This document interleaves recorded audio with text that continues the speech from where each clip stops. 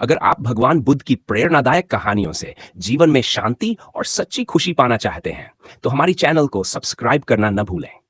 यहाँ आपको जीवन के हर पहलू पर बुद्ध के अमूल्य उपदेश, प्रेरक कहानियां और अद्भुत जीवन परिवर्तन के अनुभव मिलेंगे। हमारे साथ जुड़कर जाने की कैसे बुद्ध के विचार और शिक्षाएं आपके जीवन में संतुलन, शांति और उद्देश्य ला सकती हैं। हर दिन नई कहानियां और प्रेरणा से भरपूर वीडियो के लिए अभी हमारी चैनल को सब्सक्राइब करें और अपने जीवन को सकारात्मकता से भर दें। तो आइए शुरू करते हैं ये प्रेरणादायक कहानी।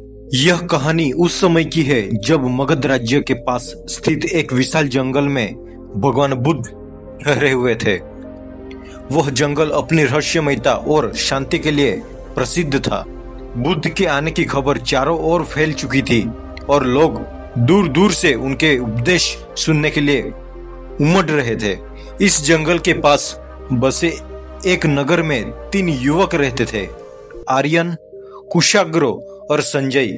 ये तीनों अच्छे मित्र थे, लेकिन उनकी सोच और जीवन के प्रति दृष्टिकोण बिल्कुल अलग थे। आर्यन हमेशा विद्रोह के विचार में भरा रहता था। उसे लगता था कि समाज के नियम और परंपराएं बेड़ियों की तरह है जो इंसान को स्वतंत्र होने से रोकते हैं। वह मानता था कि खुशी केवल तभी मिल सकती है जब इंसान समाज की परवाह किए बिना अपने मन की करे। कुशाग्र एक वैज्ञानिक दृष्टिकोण रखने वाला व्यक्ति था।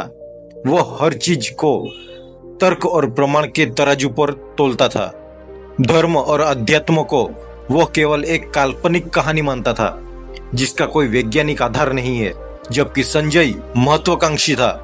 उसका मानना था कि जीवन का असली उद्देश्य धन, शक्ति और प्रसिद्ध अर्जित करना है।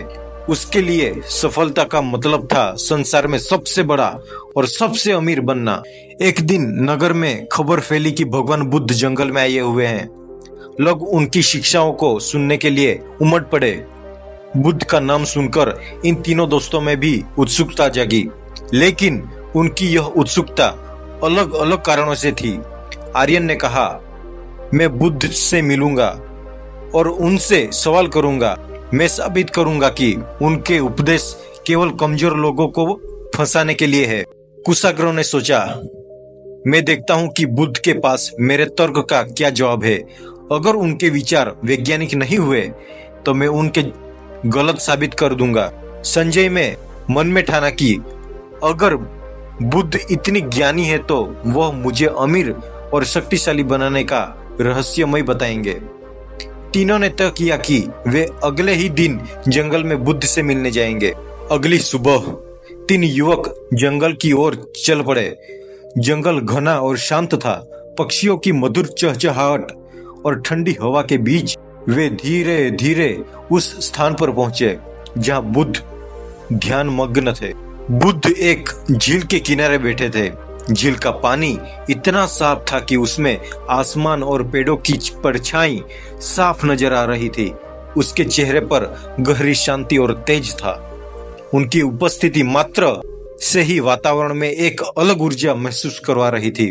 तीनों मित्रों उसके पास पहुंचे और अपने सवाल पूछने लगे।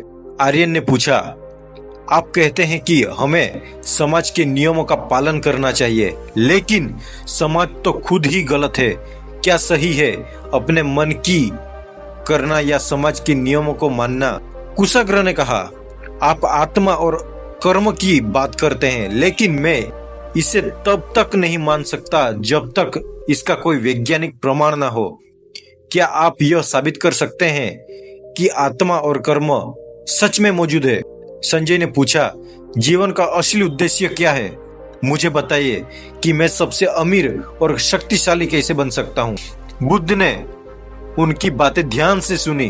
उन्होंने शांत स्वर में कहा, तुम्हारे सवाल के जवाब मेरे पास हैं, लेकिन उन्हें समझने के लिए तुम्हें खुद को परखना होगा। बुद्ध ने गुफा की ओर इशारा करते हुए कहा, इस गुफा में जाओ। वहां 3 अलग अलग रास्ते हैं। हर रास्ता तुम्हारे सवाल का जवाब देगा, लेकिन याद रखना, जो तुम देखोगे वह तुम्हारे अपने भीतर का प्रतिबिंब होगा। गुफा से बाहर निकलने पर तुम्हें अपने सवाल का उत्तर मिल जाएगा। तीनों मित्र उत्सुक और आशंकित होकर गुफा की ओर बढ़े। आर्यन ने सबसे पहले गुफा में प्रवेश किया। गुफा अंधेरी और शांत थी। कुछ दूर चलने के बाद वह एक खाली कमरे में पहुंचा। कमरे की दीवारें काली थी। धीरे धीरे उन दीवारों पर सुनहरी रोशनी से शब्द उभरने लगे। वह समाज के नियम और उपदेश थे। सत्य बोलो, हत्या मत करो, लालच से बचो, दूसरों की मदद करो। आर्यन को गुस्सा आया। उसने चिल्लाकर कहा, ये सब बकवास है। मैं अपने मन की करता हूँ। मुझे समाज के इन बेकार नियमों की जरूरत नहीं है। जैसे ही उसने यह कहा, दीवारें दरार से भर गई। कमरा धूल में बदल गया और चारों ओर अंधेरा छा गया। अचानक उसके सामने एक विशाल दर्पण प्रकट हुआ। दर्पण में उसने अपना प्रतिबिंब देखा। वह प्रतिबिंब विद्रोह और क्रोध से भरा हुआ था। दर्पण से एक आवाज आई, तुम्हारा विद्रोह तुम्हारे भीतर के डर का परिणाम है। समाज के नियम गलत हो सकते हैं, लेकिन तुम्हें कभी सोच कि तुम्हारे विद्रोह का असली कारण क्या है? क्या यह अपने आप को जानने की चाह है या केवल अपनी अहम की तृप्ति? आर्यन को एहसास हुआ कि उसका विद्रोह केवल एक आवरण था। गहरे में वो शांति की तलाश कर रहा था। कुशाग्र ने गुफा में प्रवेश किया। वह का वातावरण बिल्कुल अलग था। वह एक लंबी सुरंग में पहुंचा जहां चारों ओर तारे झिलमिलाते रहे थे। सुरंग के अंत में उसे विशाल ब्रह्मांड दिखा। तारे, ग्रह और आकाश गंगाएं उसके चारों ओर घूम रहे थे। तभी उसे अपनी ही आवाज सुनाई दी, आत्मा और कर्म केवल कल्पना है, उसका कोई वैज्ञानिक आधार नहीं है।